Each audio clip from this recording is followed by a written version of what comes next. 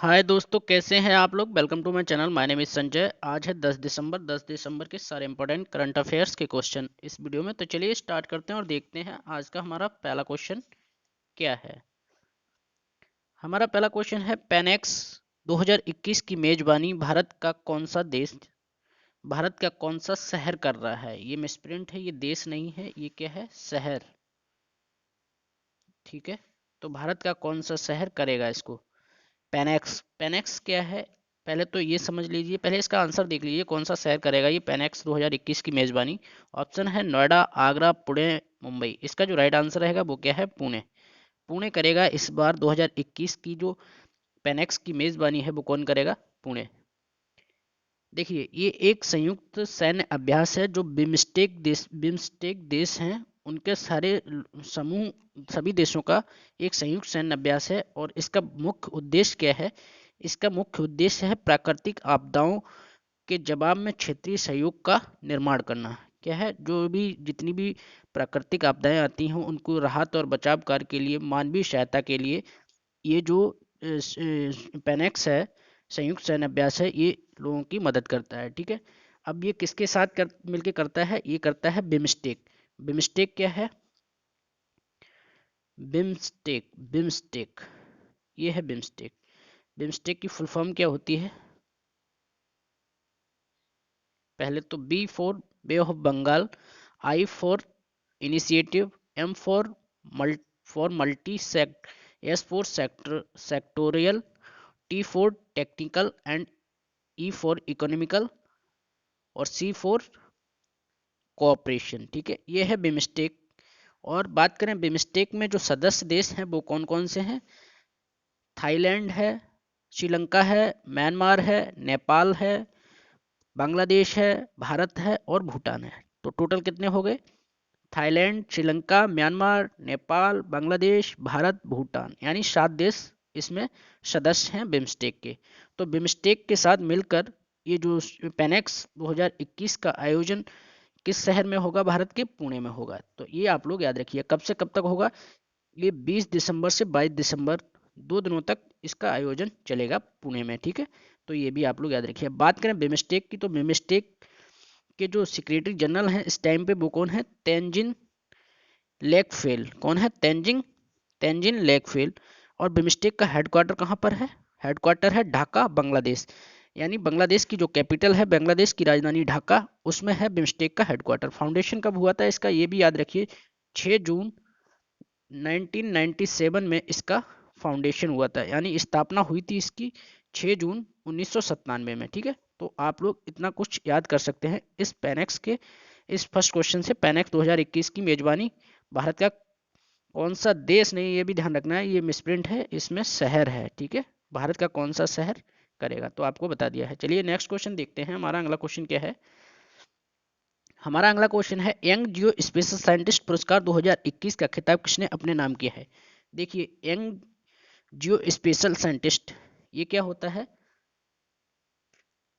पहले तो ये देख लीजिए मिला किसको है। इसके जो ऑप्शंस हैं, ए राहुल दिवाकर, बी रूपेश गोयल, रोपेश है, ये रूपेश नहीं है, रोपेश, सी संदीप महेश्वरी, डी अरुणोदय। तो इसका जो राइट आंसर रहेगा वो क्या है, option number C, Rupesh Goyal को मिला है। मिला क्यों है इन्हें, ये अवार्ड इसलिए दिया है क्योंकि इन्होंने क्या किया है, इंडियन जॉयड और मॉडल बनाया है और कंप्यूटेशन सॉफ्टवेयर को निर्माण करने में अपना बहुमूल्य योगदान किया है। किसमें, इंडियन जॉयड मॉडल और कंप्यूटेशन सॉफ्टवेयर बनाने में इनका एक बहुत ही बड़ा योगदान है। तो इसलिए इनको इस अवार्ड के लिए चुना गया, जो स्पेशल साइंटिस्ट अवार्ड। और ये कौन है, रुपेश गोयल, ये आईआईटी कानपुर से हैं। ठीक है, ये भी आप लोग याद रखिए। चलिए नेक्स्ट क्वेश्चन देखते हैं, हमारा अगला क्वेश्चन क्या है। हमारा अगला क्वेश्चन है, एशिया पावर इंडेक्स 2021 में भारत का कौन सा स्थान रहा है। आपको बताना है एशिया पावर इंडेक्स। देखिए, बहुत सारी इंडेक्स जारी होती रहती हैं, हर हर साल नई नई इंडेक्स आती रहती हैं, हर साल वही इंडेक्स के बारे में पोजीशंस ऊपर नीचे रहती है। तो वो इस बार ये क्वेश्चन है हमारा एशिया पावर इंडेक्स के बारे में। तो इसमें बताना है आपको कौन सा नंबर है भारत का। ऑप्शन है ए 5, बी 4, सी 3 और डी 2। आपको बताना है भारत की कौन सी रैंकिंग रही है एशिया पावर इंडेक्स में। देखिए, इसका जो राइट आंसर रहेगा वो क्या है, ऑप्शन नंबर बी, यानी 4th पोजीशन पे रहा है भारत। और फर्स्ट पोजीशन, सेकंड पोजीशन और थर्ड पोजीशन पे कौन रहा है वो भी बताएंगे।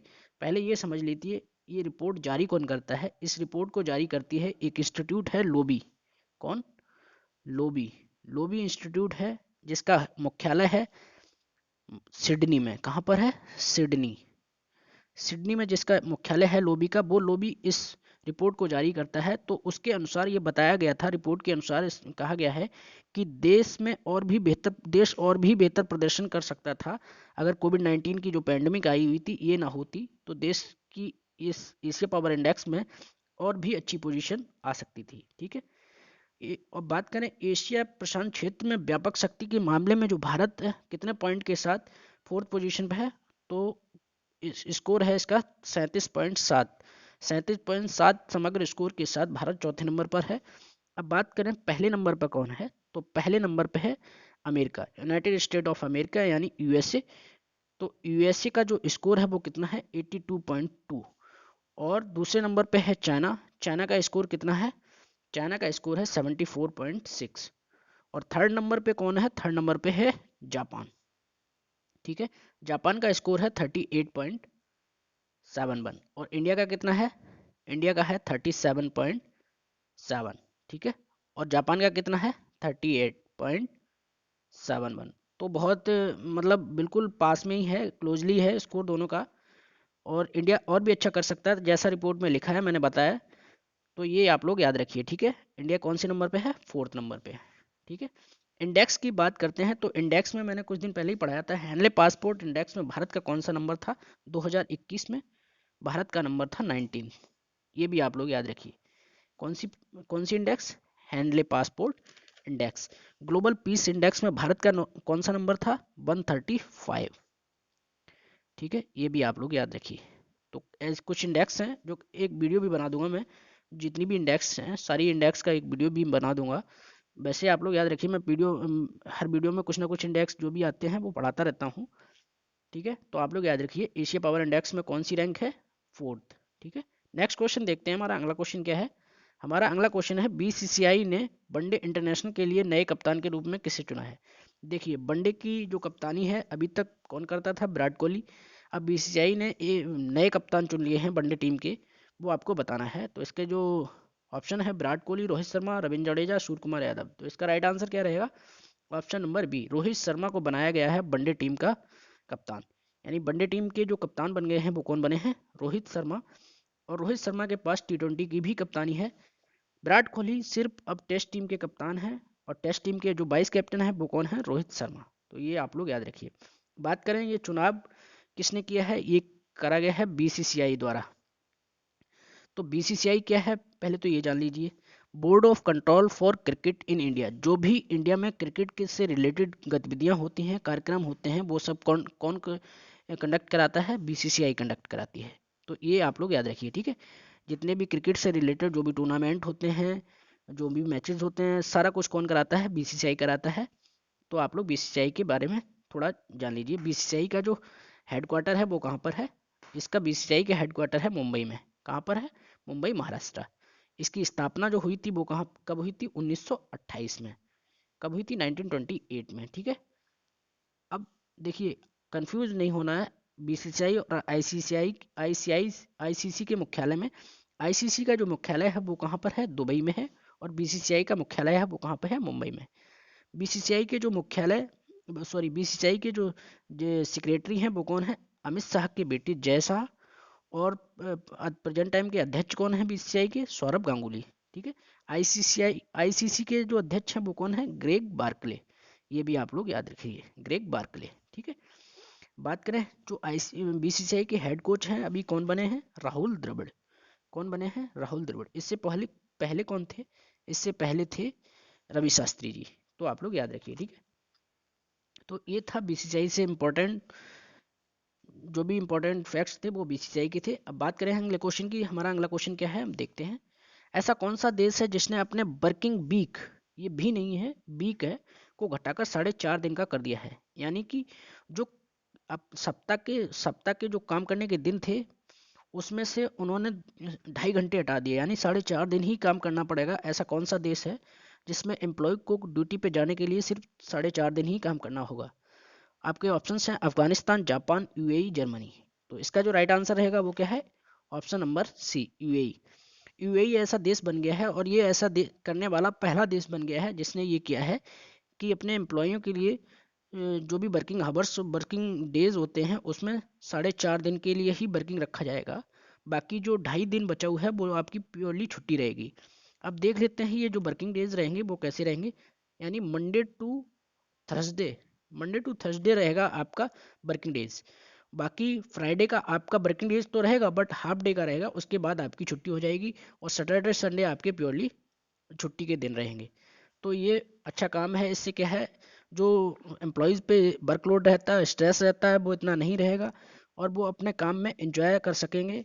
तो ये आप लोग याद रखिए, ऐसा करने वाला कौन सा देश बन गया है, यूएई पहला देश बना है। ठीक है,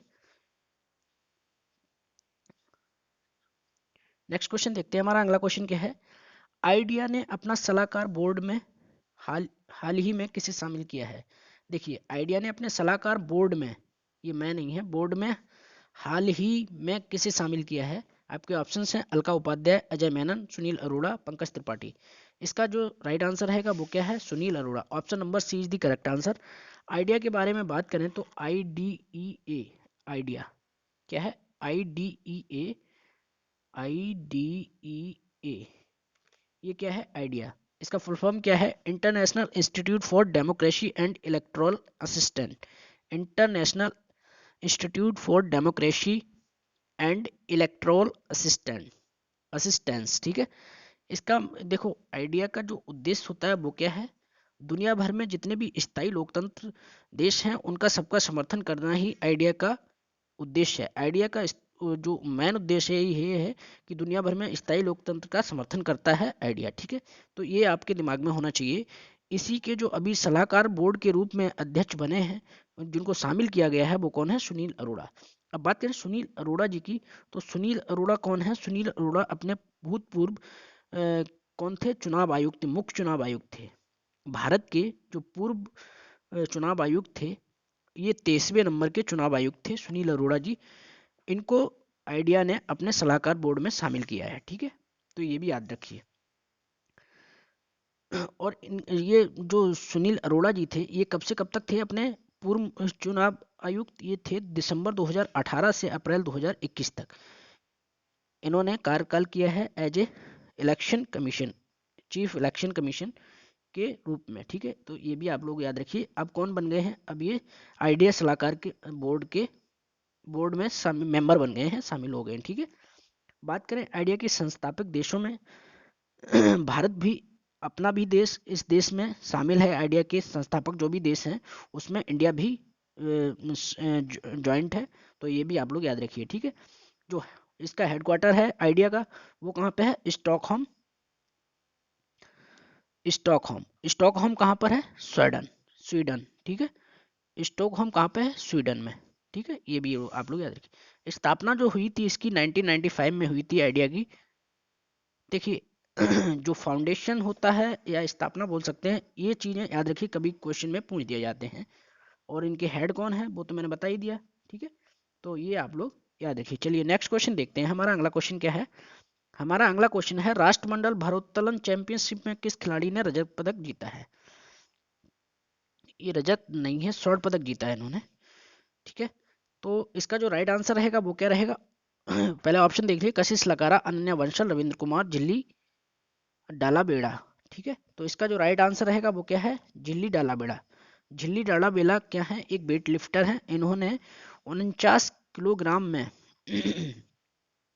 49 kg किलोग्राम में वेट लिफ्टिंग में क्या जीता है, गोल्ड मेडल जीता है। और ये जो प्रतियोगिता हो रही है, ये कहाँ पे हो रही है, ये उज्बेकिस्तान की कैपिटल ताशकंद में हो रही है। कहाँ पे हो रही है, ताशकंद में।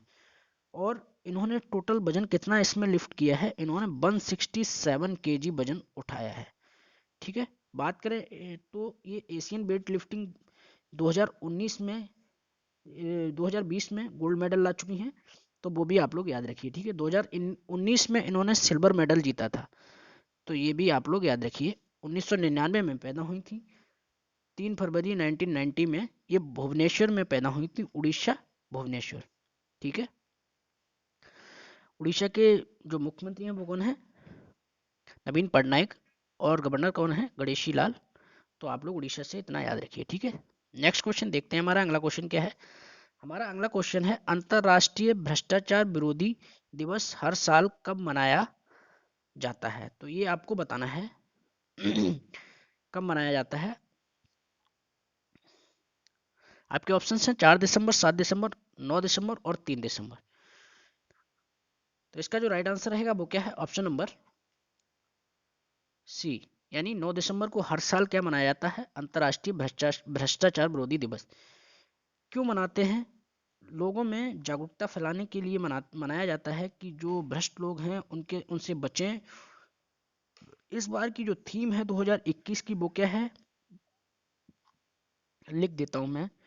Your right, your role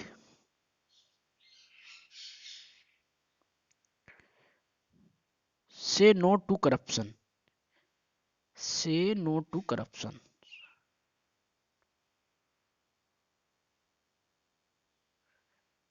corruption, ठीक है। योर राइट, योर रोल से नो टू करप्शन। कहने का मतलब है कि तुम्हारा कर्तव्य बनता है, तुम्हारा ये अधिकार है कि तुम करप्शन को ना फैलने दो, ना होने दो, ठीक है। कहीं भी करप्शन हो रहा है तो उसकी शिकायत करिए, उसके बारे में बताइए।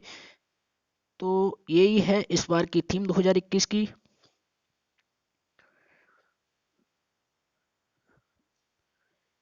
एक एजेंसी है ट्रेस, क्या नाम है उसका? ट्रेस,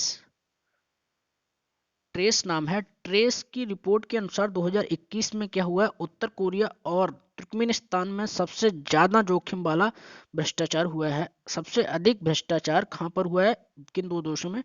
अकॉर्डिंग टू ट्रेस, जो ट्रेस की रिपोर्ट के अनुसार बताया गया है कि जो तुर्कमेनिस्तान है और उत्तर कोरिया में है सबसे ज्यादा भ्रष्टाचार फैला है, ठीक है। और सबसे कम भ्रष्टाचार वाले जो कंट्री हैं वो कौन सी हैं? डेनमार्क, फिनलैंड और नॉर्वे। नॉर्वे, फिनलैंड, डेनमार्क, ये सबसे बढ़िया कंट्री हैं क्योंकि इनमें कोई भी भ्रष्टाचार होता ही नहीं है। होता है तो बिल्कुल निगली हुई, पहली बात तो होता नहीं है, बहुत कम होता है। तो आप लोग याद रखिए। और जो अपने भारत की इसमें ट्रेस के अनुसार भारत की जो लिस्ट, भारत की जो रैंकिंग है वो कौन सी है? 82 बी, यानी 82वें स्थान पर भारत है, ठीक है। तो ये आप लोग याद रखिए। नंबर 1 पर कौन है? डेनमार्क। तो ये भी आप याद रखिए, ठीक है। और 2020 में भारत कितने नंबर पे था? 77वें नंबर पे। कितने नंबर पे था? 77 नंबर पर। इस बार और ज़्यादा हालत ख़राब हो गई है। तो ये भी आप लोग याद रखिए क्योंकि करप्शन दिन पे दिन अपने देश में बढ़ता जा रहा है। कोई भी पुख्ता इंतजाम नहीं किए जाते हैं क्योंकि हर दूसरा आदमी भ्रष्टाखोर है, भ्रष्टाचारी है। तो आप लोग याद रखिए कि कहीं पर भी भ्रष्टाचार हो रहा है तो उसका समर्थन बिल्कुल भी ना करिए, उसको कंप्लेंट करिए। और पहली बात तो होने ना दीजिए कोई भी ऐसा भ्रष्टाचार, ठीक है। नेक्स्ट क्वेश्चन देखते हैं, हमारा अगला क्वेश्चन क्या है। तो ये थे सारे वीडियो अच्छा लगा हो तो अपने दोस्तों के साथ शेयर करें। Thank you, take care.